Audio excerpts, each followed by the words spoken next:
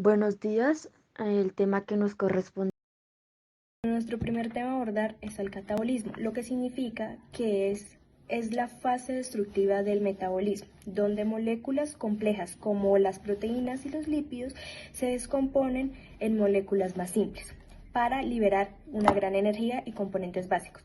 Este proceso juega un papel crucial en el mantenimiento de las funciones corporales, proporcionando un combustible para diversas actividades y reciclando material para la síntesis de unas nuevas moléculas.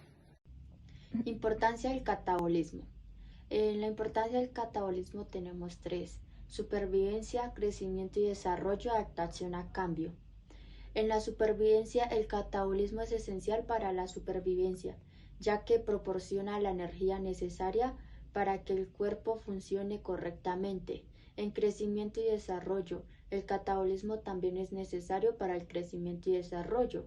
Esto es debido o ya que proporciona los componentes básicos para la síntesis de nuevas células y tejidos. Y por último, en la adaptación a cambios, el catabolismo permite al cuerpo adaptarse a cambios en el entorno, como la disponibilidad de alimentos o el nivel de actividad física. Bueno, luego tenemos que cuáles han sido los avances que han transcurrido durante todos estos años en el metabolismo. Entonces, el metabolismo ha impulsado importantes avances en diversas áreas como diagnóstico de enfermedades. Este análisis de patrones metabólicos puede ayudar al diagnóstico de enfermedades como la diabetes, enfermedades cardíacas y trastornos musculares. También tenemos el desarrollo de fármacos, que esto se está desarrollando en nuevos fármacos que modulan o ayudan a interpretar nuevas enfermedades o nuevos patógenos. Los avances en el estudio del catabolismo en bacterias son los siguientes: genómica y proteómica. La secuencia completa del genoma de numerosas bacterias ha permitido identificar y caracterizar genes y proteínas involucradas en vías catabólicas.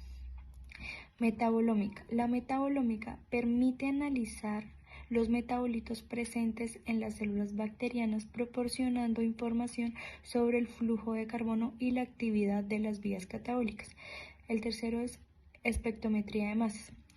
Esto es de alta resolución, permite identificar y cuantificar metabolitos en una gran precisión.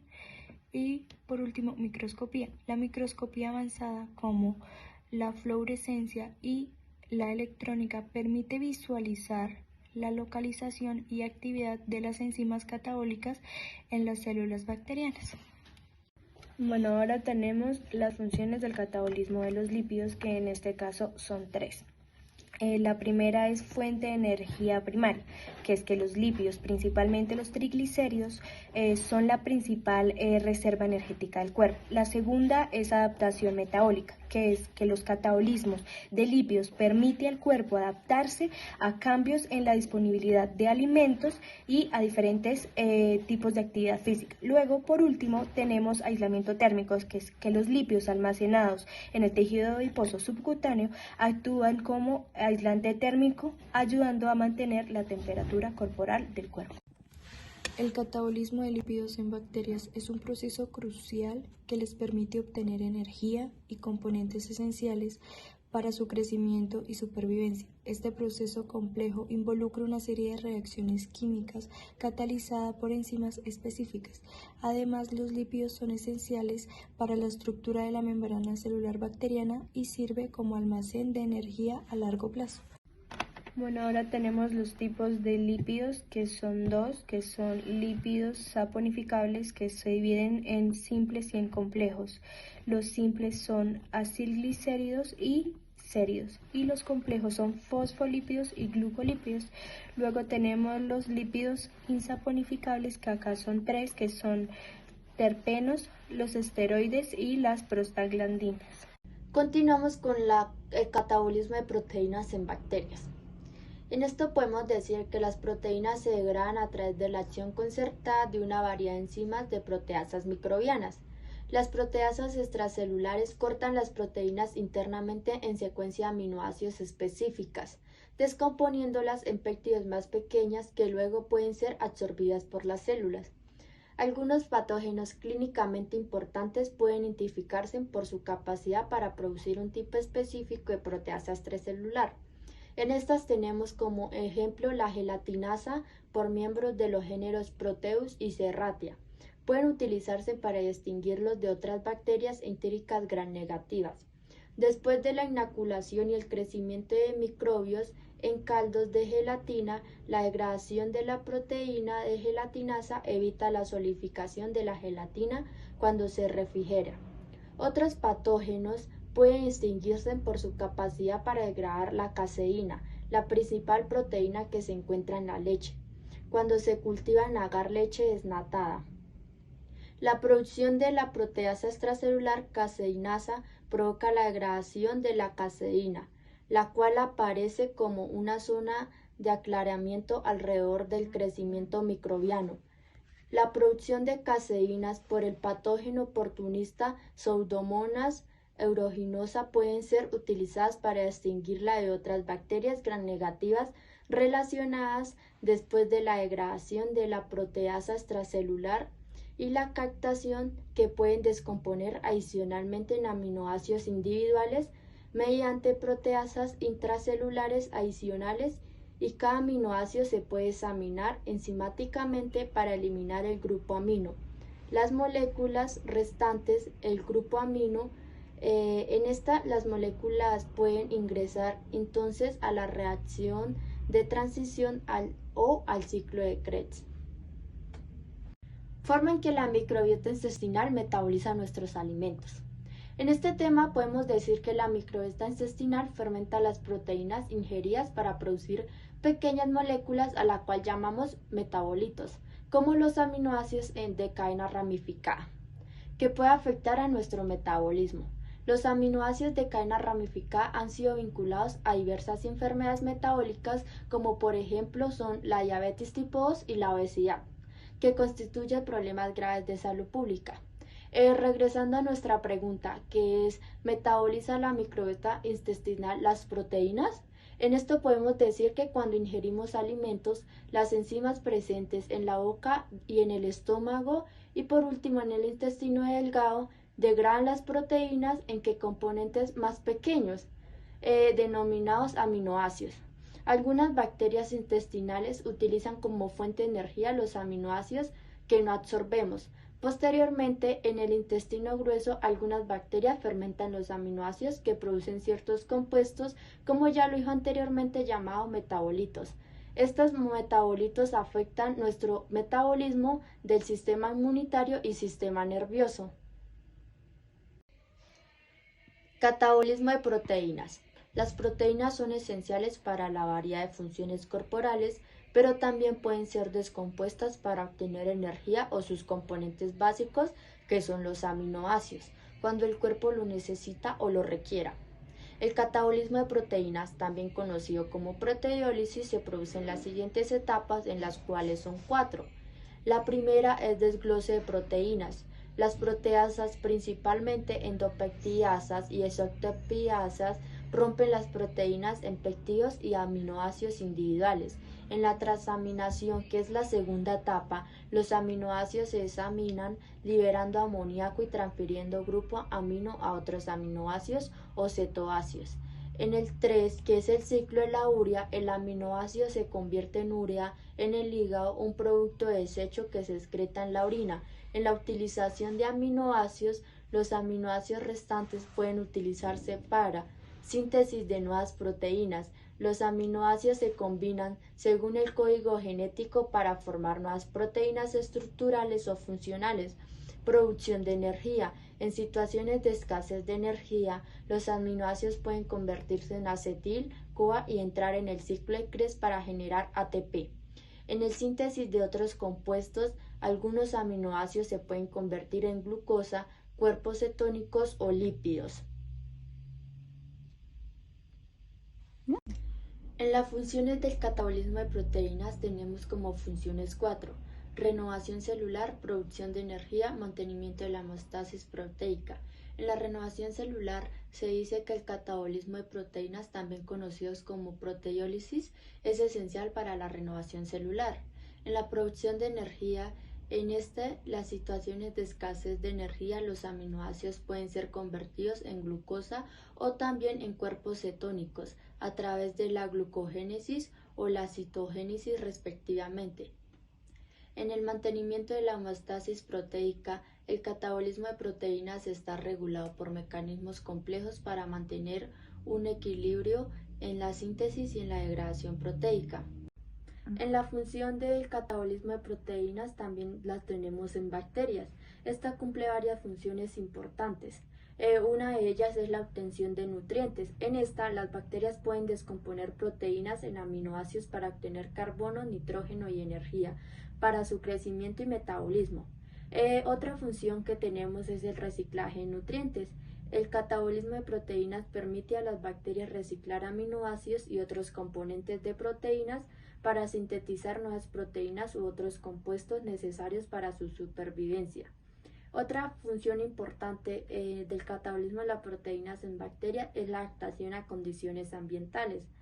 Esta cumple que al descomponer proteínas las bacterias pueden adaptarse a cambios en las condiciones ambientales como la disponibilidad de nutrientes, la presión osmótica y la temperatura. Y por último tenemos como función la producción de metabolitos secundarios.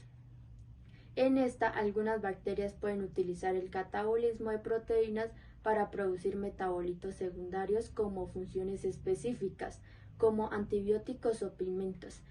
Como resumen de lo ya dicho, se puede decir que el catabolismo de proteínas en bacterias es fundamental para su crecimiento, adaptación y supervivencia en diversos entornos.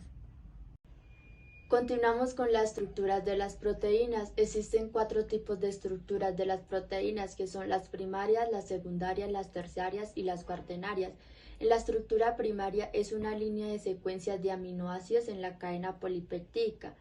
En la estructura secundaria, las proteínas se refieren a los patrones de plegamiento local que se forman en la cadena polipeptídica. Estas pueden ser de 2 tipos principales, que son hélice alfa y lámina beta. En hélice alfa es una estructura en espiral donde la cadena polipeptídica se enrolla sobre sí misma. Los enlaces de hidrógeno estabilizan esta estructura formando una hélice compacta y estable. En la lámina beta se forman cuando 2 o más cadenas polipeptídicas se alinean de manera paralela o antiparalela, y estas forman enlaces de hidrógeno entre los grupos carbono y oxígeno de los enlaces peptídicos de diferentes cadenas.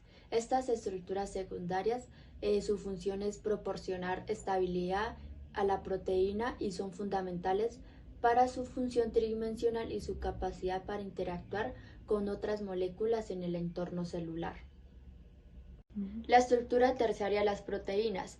En esta estructura se refiere a la disposición tridimensional única y específica de toda la cadena polipeptídica.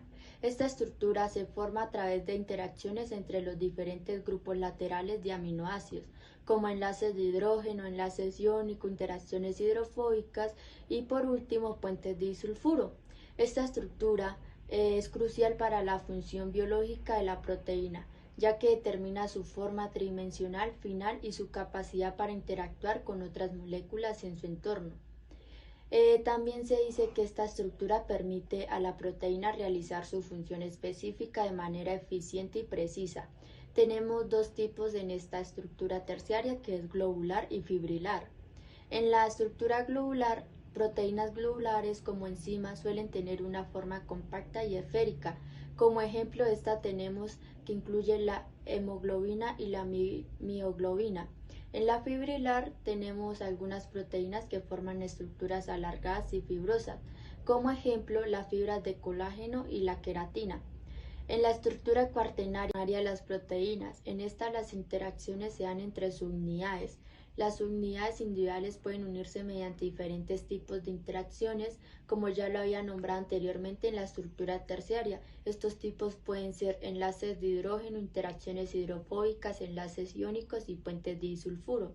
En la simetría, la estructura cuaternaria puede exhibirse diferentes tipos de simetría, como simetría lineal y simetría helicoidal, dependiendo de cómo esté organizada las unidades. La estructura cuaternaria es crucial para la función biológica de muchas proteínas, ya que pueden influir en la actividad catalítica. Las proteínas y la estabilidad de la estructura global Ejemplo de esta tenemos las proteínas con estructura cuaternaria, incluye la hemoglobina, que también ya la había nombrado anteriormente en la estructura terciaria, que está formada por 4 subunidades, y la ADN polimerasa, que está formada por múltiples unidades que trabajan juntas para sintetizar el ADN. Bueno, los lípidos, principalmente los triglicéridos, son la principal reserva de energía del cuerpo. Su catabolismo, también conocido como beta-oxidación, se lleva a cabo principalmente en las mitocondrias y se produce en las siguientes etapas. Primero, movilización de grasas. Las enzimas llamadas lipasas liberan ácidos grasos y glicerol a partir de los triglicéridos almacenados en los adipocitos. Segundo, activación y transporte. Los ácidos grasos se activan y se unen a la coenzima A para formar acilcoenzima A, que luego será transportada a las mitocondrias. Tenemos ahora la beta-oxidación, que esto significa que dentro de las mitocondrias el acilcoenzima A se descompone en unidades de 2 carbonos a través de una serie de reacciones de oxidación. Por último, tenemos el ciclo de Krebs y la fosforilación oxidativa, lo que significa que el acetilcoenzima A ingresa al ciclo de Krebs, donde se libera energía en forma de NADH y FADH2, lo que significa compuesto dienonucleico de flavina y adenina. Estos compuestos ayudan o componen una molécula de alta energía que alimenta la energía transportadora de electrones generando ATP, lo que significa molécula de energía. Ahora tenemos la activación de los ácidos grasos, que esto es que los ácidos grasos son activados en el citosol mediante su conversión o tioéster de coenzima A catalizada por el acilcoenzima A, que sintetasa en una reacción que consume ATP. Esta enzima se encuentra en la membrana externa mitocondrial y la activación tiene un lugar en 2 etapas que finaliza con el ácido graso unido a la coenzima A. La activación de los ácidos grasos es un proceso esencial para las bacterias por varias razones. La primera, proporcionan energía. Los ácidos grasos activados pueden ser utilizados como fuente de energía a través de la beta-oxidación, un proceso catabólico que genera ATP. También tenemos la síntesis de componentes celulares. Los ácidos grasos activados son precursores esenciales para la síntesis de diversos componentes celulares como fosfolípidos, membranas celulares y liposacáridos. Y por último, tenemos la regulación de la expresión genética. Los ácidos grasos activados pueden actuar como señales intracelulares que regulan la expresión de genes implicados en diversos procesos metabólicos. Ahora tenemos la entrada a la matriz mitocondrial, que una vez activados los ácidos grasos deben ser transportados al interior de la mitocondria para ser oxidados. Los ácidos grasos de cadena corta son transportados directamente a la matriz mitocondrial, mientras que los ácidos grasos de cadena larga necesitan un mecanismo de transporte especial para pasar a través de esta membrana interna mitocondrial de conjugación a carnitina. Tenemos la beta-oxidación de los lípidos. Una vez realizados estos pasos previos y ya en la matriz mitocondrial, los ácidos grasos están disponibles para comenzar la beta-oxidación, que sostiene una serie de reacciones en las que el carbono B se va oxidando y se va originando fragmentos de 2 átomos de carbono en forma de acetilcoenzima A. Ahora tenemos para qué sirve la beta-oxidación. Entonces, para obtener acetil de la coenzima A, que va a entrar en el ciclo de Krebs, o puede formar cuerpos cetónicos, una molécula de 2 ATP y una de 3 ATP. Luego, ¿dónde se produce? Principalmente en el hígado, pero también se produce en los músculos, pero específicamente en la mitocondria. Ahora, por último, ¿quién lo activa? Indirectamente por la epinefrina, el cortisol y la disminución de insulina en ayunas. También tenemos que estas hormonas van a activar a unas hormonas llamadas lipasas movilizadoras que inhiben los triglicéridos en el tejido adiposo y libera glicerol y ácidos grasos, que irán posteriormente al hígado y entran a la beta-oxidación. Luego tenemos 5 pasos, es que el acil graso se va a transformar en acilcoenzima A por medio del acilcoenzima A sintasa o quinasa, y esto requiere un ATP. En el segundo, en la deshidrogenación, que aquí se pierden 2 hidrógenos y luego son recogidos por un FAD y esto reduce a un FADH2. En el tercero son los mismos pasos que el segundo, puesto que no difieren nada y son exactamente iguales. Ahora en el cuarto tenemos la oxidación, luego quitamos 2 hidrógenos que son recogidos por un NAD más. Esto se convertirá en un NADH más un hidrógeno y así se convierte el grupo H en cetona. Por último, tenemos el quinto, que aquí está la tiólisis, luego se corta el enlace en 2 y utilizamos otra coenzima A para unirse a la otra mitad y con este proceso obtener un acetilcoenzima A y con 2 carbonos menos que entrará nuevamente al proceso. Las bacterias han desarrollado una notable capacidad para adaptarse a diferentes fuentes de lípidos, incluyendo el primero, ácidos grasos. Las bacterias pueden degradar una amplia variedad de ácidos grasos, tanto saturados como insaturados, aceites y grasas. Algunas bacterias pueden hidrolizar y metabolizar aceites y grasas complejas. El colesterol. Tenemos que ciertas bacterias pueden degradar el colesterol en un componente importante de la membrana celular eucariota. Tenemos las enzimas especializadas, que las bacterias poseen enzimas que catalizan las reacciones involucradas en el catabolismo de lípidos.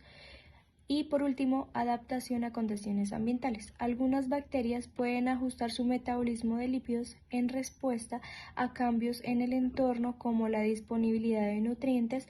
Por ejemplo, en condiciones de escasez de carbono, las bacterias pueden descomponer lípidos almacenados como una fuente de energía alternativa de carbono. La lipólisis bacteriana es un proceso crucial en el que las bacterias hidrolizan los triglicéridos en ácidos grasos libres y glicerol. Esta composición tiene diversas repercusiones tanto en la calidad de productos lácteos como en el medio ambiente, y sus agentes bacterianos son los siguientes. Tenemos las pseudomonas, frecuentemente en la leche cruda y agua. Estas bacterias son conocidas por su fuerte actividad lipolítica. El Staphylococcus es un habitante de la piel y la leche. Algunas de Staphylococcus poseen enzimas lipolíticas. Tenemos las Acinetobacter, presentes en el suelo y el agua. Estas bacterias pueden contribuir en la glucólisis de productos lácteos. Y por último tenemos los Bacillus. Algunas especies de Bacillus, como los Cerus, pueden causar lipólisis en productos lácteos y provocar sabores desagradables. La actividad lipolítica de las bacterias se ve afectada por diversos factores como la temperatura. La mayoría de las bacterias lipolíticas tienen una actividad óptima a temperaturas entre 20 grados centígrados y 37 grados centígrados. pH.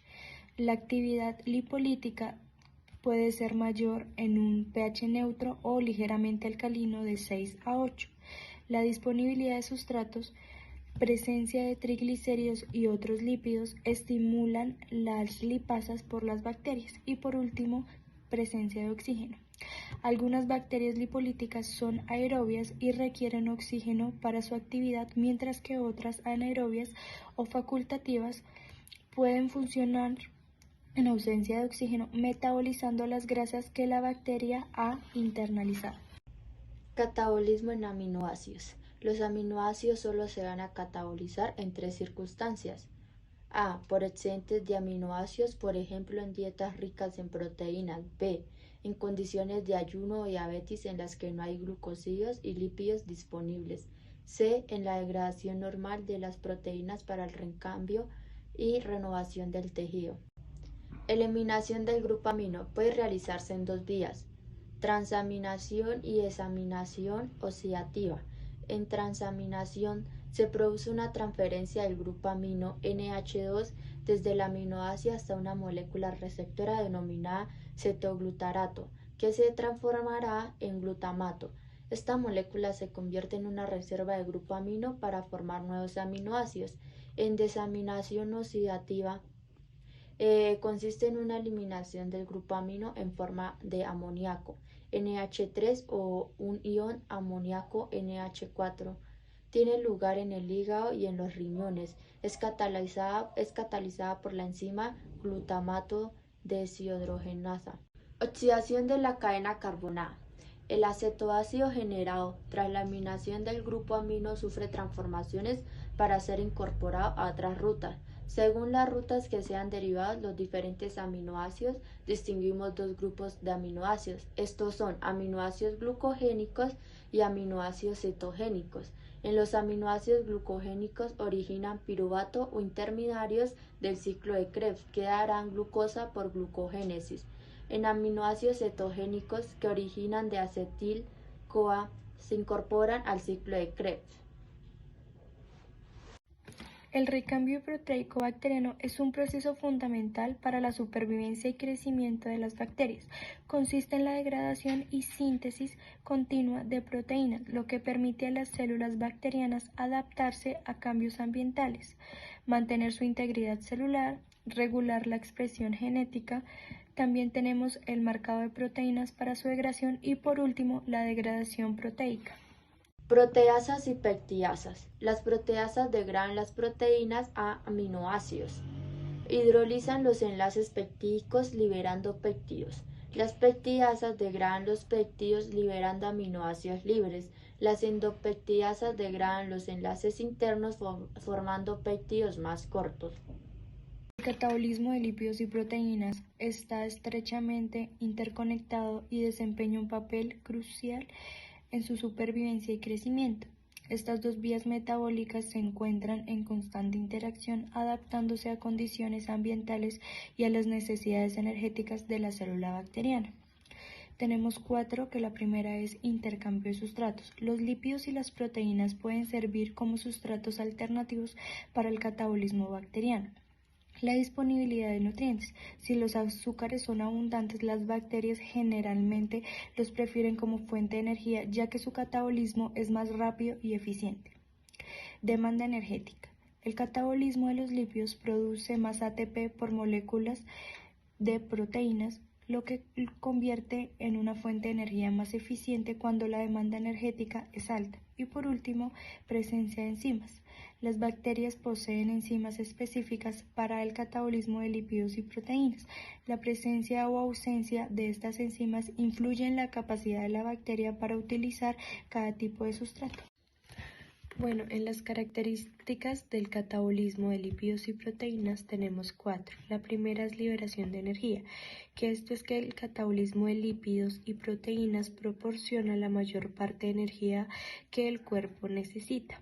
Luego tenemos el reciclaje de moléculas, que es que los componentes básicos liberados durante el catabolismo, aminoácidos y glicerol, pueden reutilizarse para sintetizar nuevas moléculas como proteínas, como glucosa o ácidos grasos.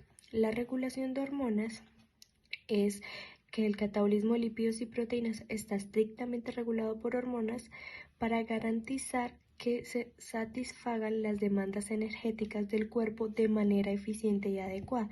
Por último, tenemos la adaptación metabólica, que es la preferencia entre el catabolismo y los lípidos, y puede cambiar según el estado fisiológico.